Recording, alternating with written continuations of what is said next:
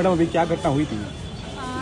दरअसल मैं अपने एक कार्यक्रम से निकलकर दूसरे कार्यक्रम की ओर जा रही थी, तो मैंने देखा कि सड़क में एक दुर्घटना हुई है और उस दुर्घटना में जो ऑटो ड्राइवर है वो पूरी तरह से ड्रंक एंड ड्राइव कर रहे थे और उन्होंने जो सवारी ली थी वो महिलाओं की थी, महिला बैठी हुई थी।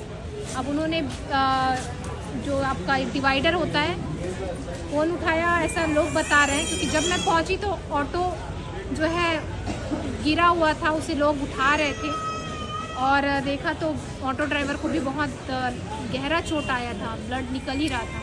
तो मैंने तुरंत गाड़ी में बैठाया और उन्हें यहाँ लेकर आई। अब यहाँ की स्थिति तो आप सभी जान ही रहे कि कैसी। मैडम यहाँ पे व्हील चेयर नज़र नहीं आ रहा, कोई वार्ड बॉय नज़र नहीं आ रहा, क्या कहना चाहेंगे इस पर? देखिए, जो मंत्री इसे लेकर अभी डिंग हाँक रहे हैं कि हमने इतनी नियुक्तियाँ कर दी, उतनी नियुक्तियाँ कर दी, आपको यहाँ एक भी स्टाफ दिख रहा है? व्हील चेयर खुद लंगड़ा पड़ा हुआ है, वो क्या किसी मरीज को लेके जाएगा?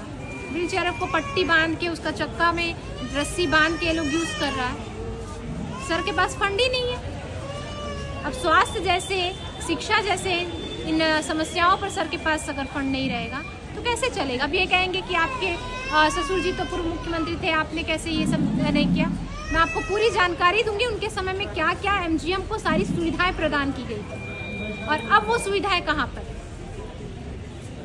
ये स्थिति में लाके इन्होंने खड़ा कर दिया। ये एमजीएम किसका देन है?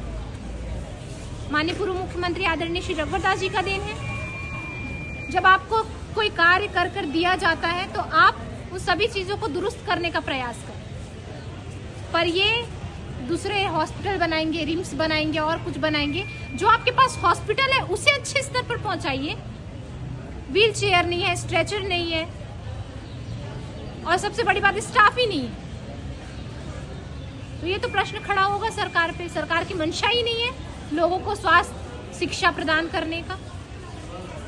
मैडम कोई इमरजेंसी केस आता है तो एम्बुलेंस नहीं मिलता है, कभी ड्राइवर नहीं रहता है।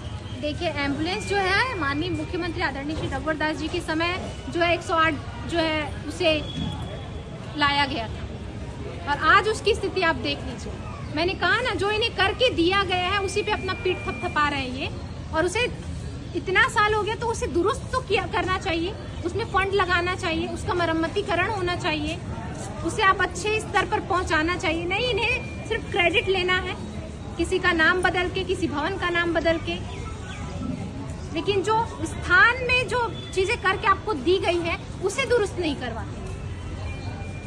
माननीय मंत्री जी जगह जगह डिंग हाँक रहे हैं कि हम ये स्वास्थ्य सुविधाएं दे रहे हैं, ये कर रहे हैं, वो कर रहे हैं। आप इमरजेंसी में आके देखिए ना, आप क्या कर